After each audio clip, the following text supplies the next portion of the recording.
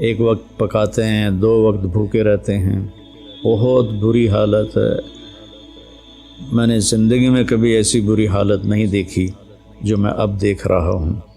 میں یہاں شکر ہے ایک فاؤنڈیشن بنائی ہے اور ویلفیئر کا کام کرتا ہوں، لیکن ہم عاجز آ گئے ہیں، اتنے سائل ہیں کہ میرے پاس محدود وسائل ہیں، میں بے بس ہو گیا ہوں۔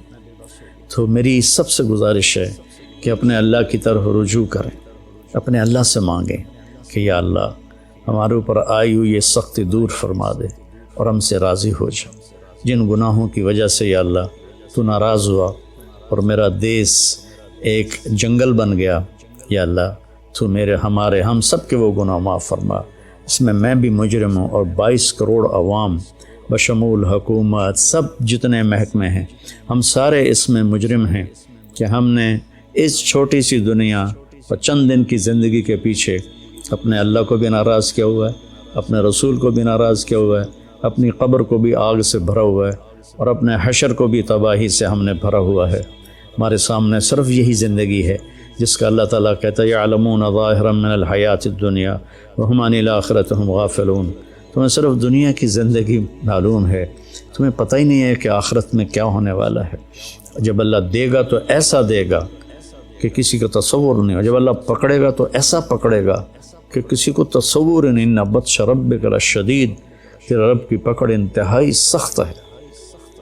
میرے نبی نے فرمایا جہنم سے ایک ڈول پانی نکال کے 7 سمندر میں ڈالو تو 7 سمندر ابل جائیں گے، تو اس پانی کا ٹیمپریچر کیا ہوگا۔ اور دوسری طرف فرمایا کہ جنت سے ایک نوخن کے برابر کسی چیز کو یوں کر کے زمین پہ رکھ دو تو ساری کائنات وہ خوشبو سے بھر جائے گی اور روشن ہو جائے گی۔ تو دینا بھی بڑے اعلیٰ طریقے کا ہے، پکڑنا بھی اس کا بہت خوفناک ہے۔ بھائیو، ہر آدمی اپنے نفس کو، اپنے آپ کو جانتا ہے کہ وہ صحیح کر رہا ہے یا غلط کر رہا ہے۔ اگر ہم غلط کر رہے ہیں تو توبہ کریں، صحیح کر رہے ہیں تو شکر ادا کریں، اور ایک دوسرے پر کیچڑ اچھالنے کی بجائے ہم اللہ کی طرف رجوع کریں، مسجدوں کو بھریں، توبہ کریں، جھوٹ سے، زنا سے، شراب سے، بے ایمانی سے، دھوکہ سے، فراڈ سے، فریب سے، قتل سے، حرام کھانے سے ہم توبہ کریں تو اللہ کی رحمت ہماری طرف متوجہ ہوگی اور اللہ تبارک و تعالی ہمارے حالات بہتر کر دے گا۔ اللہ نے ہمیں طریقہ بتایا، وَلَوْ أَنَّ أَهْلَ الْقُرَىٰ آمَنُوا وَاتَّقَوْا لَفَتَحْنَا عَلَيْهِمْ بَرَكَاتٍ مِّنَ السَّمَاءِ وَالْأَرْضِ۔ اگر یہ شہر کے لوگ ایمان لے آئیں اور تقوی اختیار کریں تو زمین آسمان کی برکتوں کے دروازے میں کھول دوں گا۔ تو وہ اہل القرآ کی جگہ میں کہہ دوں وَلَوْ أَنَّ أَهْلَ پاکستان، اگر پاکستان والے اپنا ایمان مضبوط کریں اور گناہوں سے بچیں تو اللہ تعالیٰ کہتا ہے میں زمین آسمان کی برکتوں کے دروازے کھول دوں گا۔ تو بھائیو، مصیبت کو ٹالنے کا راستہ ایک دوسرے کو برا بھلا کہنا نہیں ہے، مصیبت کو ٹالنے کا راستہ اللہ کے سامنے آہوزاری کرنا ہے۔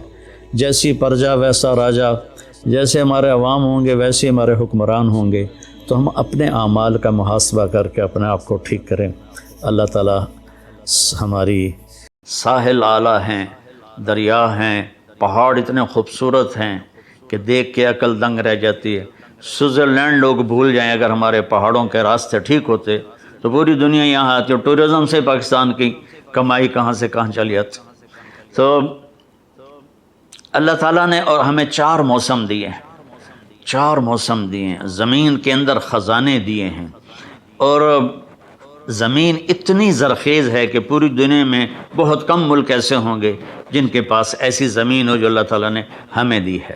معدنیات دی ہیں، ان کی حفاظت ہم کر لیں تو سارے قرضے بھی اتر جائیں گے اور پورا ملک بھی خوشحال ہو جائے گا۔ تو اور 3 بڑے پہاڑی سلسلے پوری دنیا کے جو سب سے بڑے پہاڑی سلسلے ہیں وہ گلگت کے راستے میں آ کر اکٹھے ہوتے ہیں، ایک کراکرم، ایک ہندو کش اور ایک ہمالیہ۔ یہ 3 پہاڑی سلسلے آ کر یوں ملتے ہیں، پوری دنیا میں یہ نظیر کہیں نہیں ملتی کہ دنیا کے سب سے بڑے پہاڑی سلسلے وہ آ کر یہاں ملتے ہوں۔ تو میرے بھائیو، اصل میں چیز جب بگڑتی ہے جب انسان بگڑتا ہے، اور چیز اس وقت بنتی ہے جب انسان بنتا ہے۔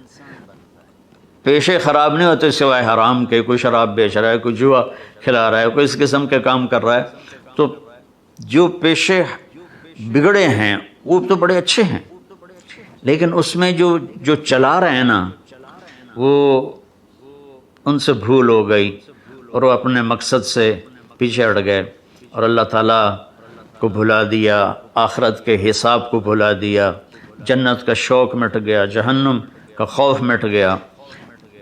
تو بھائیو 14 اگست ہم منائیں۔ وہ ہمارے نوجوان بچے وہ سیلنسر اتار کے مال روڈ پہ چلتے ہیں اور شور مچاتے ہیں، کئی مر جاتے ہیں، یہ خوشی نہیں ہے۔ ہم 14 اگست اس طرح منائیں کہ آج کے بعد ہم جھوٹ نہیں بولیں، آج کے بعد ہم دھوکہ نہیں دیں، آج کے بعد ہم کسی سے برا سلوک نہیں کریں گے، آج کے بعد ہم رزق حرام نہیں کمائیں گے، رزق حلال کمائیں گے، اپنے والدین کی خدمت کریں گے، بہن بھائیوں سے اچھا سلوک کریں گے، اپنی بیوی کے ساتھ حسن سلوک کریں گے، سسرال کے ساتھ حسن سلوک کریں گے، بیویاں اپنے خامدوں سے اچھا سلوک کریں گی، ان کے ماں باپ کو عزت دیں گی۔ یہ وہ چیزیں ہیں جس سے ہمارا ملک خوبصورت بن جائے گا۔ میں ایک حدیث سناتا ہوں، اگر ہم اس کو لے لیں تو پورا معاشرہ ٹھیک ہو جائے۔ ہمارے نبی وضو فرما رہے تھے تو صحابہ وضو کا پانی نیچے سے پکڑ لے کر کوئی منہ پہ مل رہا تھا، کوئی پی رہا تھا، کوئی ادھر مل رہا تھا، کوئی ادھر مل رہا تھا۔ تو آپ نے فرمایا یہ کیوں کر رہے ہو؟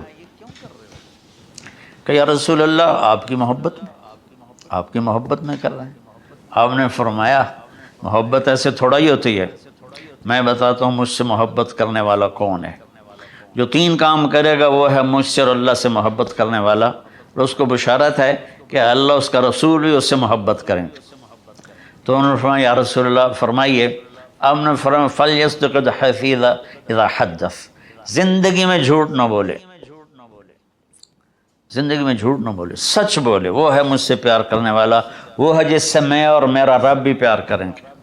فَلْيُؤَدِّ الْأَمَانَةَ إِذَا اؤْتُمِنَ،